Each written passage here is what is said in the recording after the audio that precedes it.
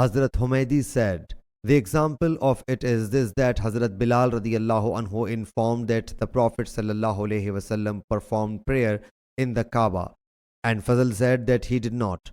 The people accepted Bilal's witness. Similarly, two people bore witness that so and so owes to so and so 5,000 dirham, and the others bore witness that he owes 1,500 dirham. Then the decree will be issued in favor of more amount. Hazrat Abdullah bin Abi Mulaika has reported from Uqaba bin Haris that he married the daughter of Lahab bin Aziz. Later on, a woman came to him and said that she had suckled Uqaba as well as the woman he had married. Hazrat Uqaba said, neither I know that you have breastfed me nor you have told me this.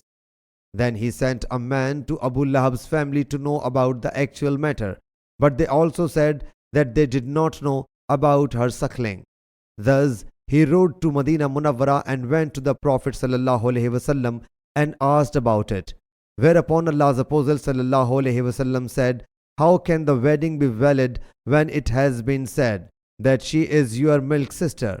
Thus she was separated, divorced, and she married another man. Sahih Bukhari Hadith number 2640.